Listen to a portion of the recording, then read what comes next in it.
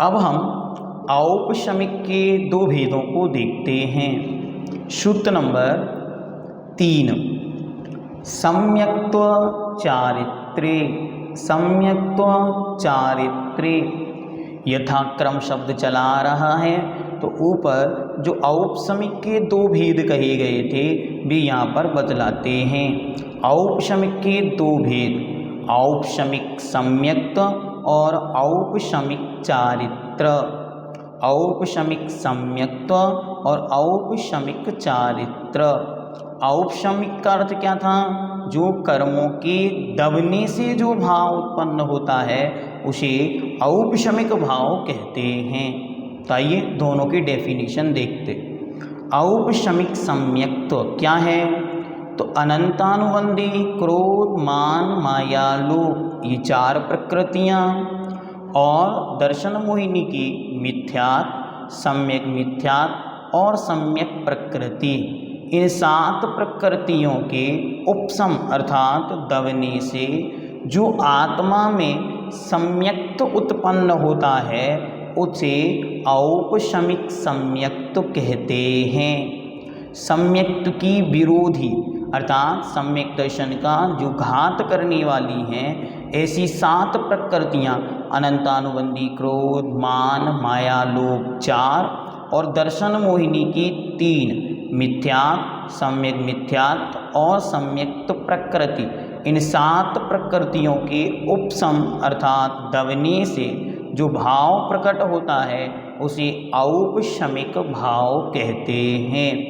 और ये 7 प्रकृतियाँ दबने पर जो सम्यक्त्व उत्पन्न हुआ तो उसे औपशमिक सम्यक्त्व कहते हैं। जब यह पहली बार होता है तो प्रथमोपशम सम्यक्त्व कहलाता है, और यह जब दूसरी या अन्य बार होता है तब यही द्वितीयोपशम सम्यक्त्व कहलाता है। दूसरा, औपशमिक चारित्र। औपशमिक चारित्र क्या है? तो मोहिनी कर्म की 21 प्रकृतियों के उपशम से जो चारित्र होता है उसे औपशमिक चारित्र कहते हैं। मोहिनी कर्म की टोटल 28 प्रकृतियाँ होती हैं। 28 में से 7 ऊपर दबा दी जिससे औपशमिक सम्यक्त्व हुआ, और बची हुई 21 प्रकृतियाँ दबाने पर जो चारित्र उत्पन्न हुआ उसका नाम है औपशमिक चारित्र। इस प्रकार यह उपशम के 2 भेद बतलाए। पहला औपशमिक सम्यक्त्व और औपशमिक चारित्र। उपशम शब्द का सामान्य अर्थ है दबना, शांत बैठना।